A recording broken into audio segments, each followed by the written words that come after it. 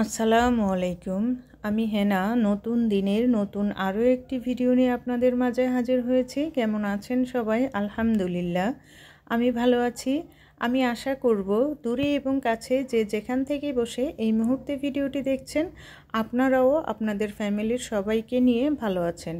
তো প্রতিদিনকার মতো আজকের ভিডিওটাও সকাল থেকেই শুরু করছি। আর আজকের ভিডিওটা আমি আজকে সারাদিন টুকটাক যে কাজ করছি এবং গতকালকেরও একটু অ্যাড করেছি সাথে, সঙ্গে থাকুন, দেখতে পাবেন।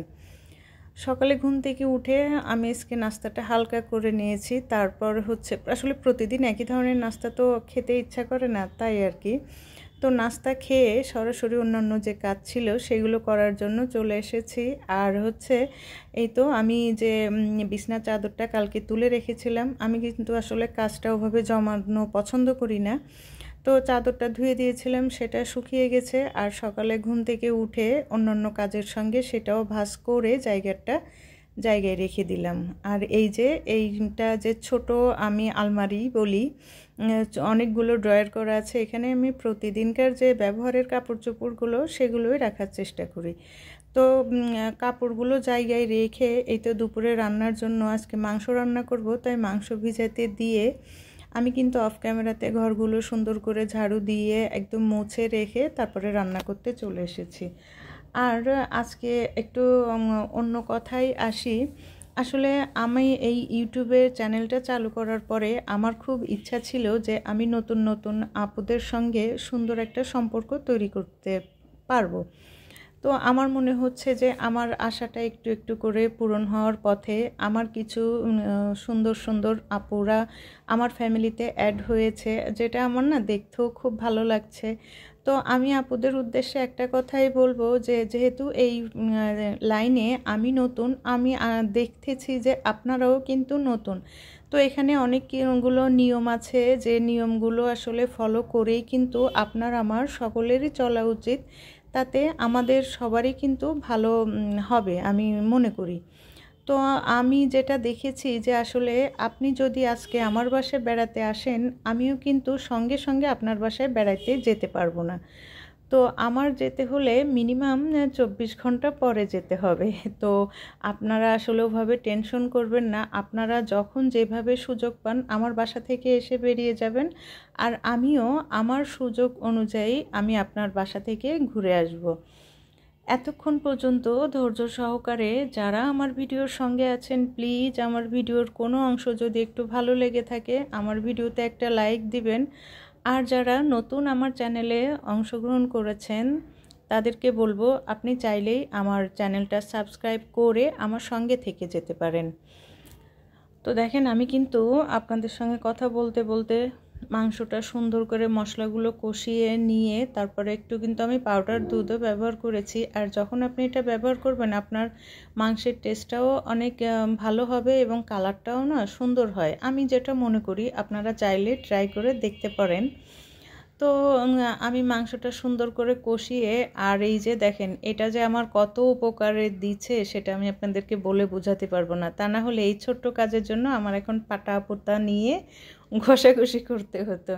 যাই হোক, আমি একটু জিরা ভেজে তারপরে গুঁড়ি করে এই যে মাংসের উপরে দিয়ে দিলাম। আর এটা না আমরা বিশেষ করে যশোরের যে মানুষগুলো এরা কিন্তু এই খাবারটা খাবেই, একদম কমন। যেমন প্রতিটা খাবারেই আমরা প্রায়ই দেখি যে নারকেলের দুধটা ইউজ করি আর এই ভাজা জিরার গুঁড়াটা।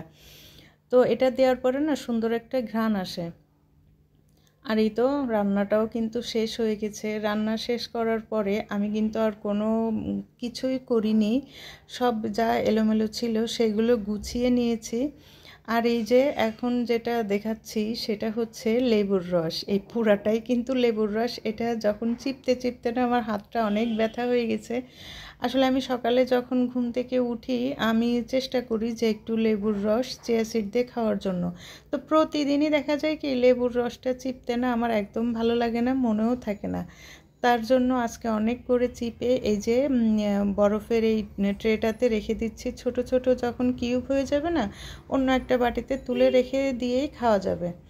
আর আপনাদের সবাইকে বলি প্লিজ, আমার বাসায় কিন্তু অনেক গাড়ির আওয়াজ শোনা যায়, আপনারা কিছু মনে করবেন না। কারণ আমি সব সময় বলি যে আমার বাসাটা একদম রাস্তার সঙ্গে, আপনি যত রাত হোক বা দিন হোক আওয়াজ থাকবেই। এটা হচ্ছে ওয়েলকাম ট্রেন হিসেবে ব্যবহার করা যেতে পারে।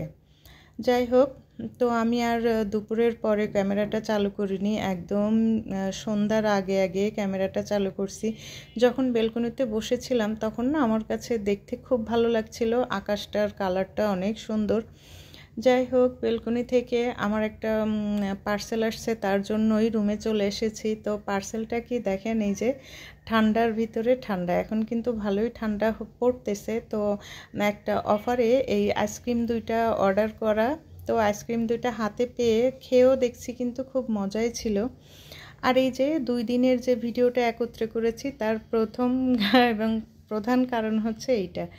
এই যে দেখেন, আমার যেহেতু বাসায় 2 রুমে 2টা এসি আছে, তো আমরা তো শীতের অনেক প্রস্তুতি নিচ্ছি।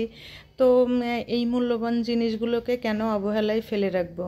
তো আমি চিন্তা করলাম যে আমার পক্ষে তো সম্ভব না। আমার ভাইকে বলতেছিলাম অফিসে যাওয়ার আগে যে তুই এটা একটু মুছে গুছিয়ে রেখে যা, আর সন্ধ্যায় যখন আসবি তখন কাভারটা পরিয়ে দিস। তা ও সুন্দর করে আমাকে মুছে দিয়ে গেছে। আর আমি এই যে এইগুলো সব ধুয়ে বেলকনিতে একটু শুকাতে দিয়েছিলাম। তো শুকানোর পরে ও যখন সন্ধ্যায় বাসায় আসছে তখন কিন্তু আবার সেই কাভারগুলো লাগিয়ে দিচ্ছে। দেখেন, ফাইনালি শীতের গায়ে শীতের পোশাক পরিয়ে দিয়েছি। আমিও হয়তো একটু আগেই করে ফেলেছি, কারণ আমার বাসাতে না অনেক বাতাস, অনেক ঠান্ডা। যাই হোক, এই তো। আর এই কাভারটা না শীতের সময় এগুলো দিলেই ভালো হয়, কারণ কোনো ধুলা উপর দিয়ে বা নিচ দিয়ে কোথাও দিয়েই যেতে পারে না। আমি শীতের সময় এই কাভারগুলোই ব্যবহার করি। যাই হোক, দেখেন দেখতে কিন্তু আমার কাছে ভালোই লাগছে। এত রং চকচকাটা আমি পছন্দ করি না, হালকা যে প্রিন্ট সেটাই দিয়েছি। আল্লাহ হাফেজ।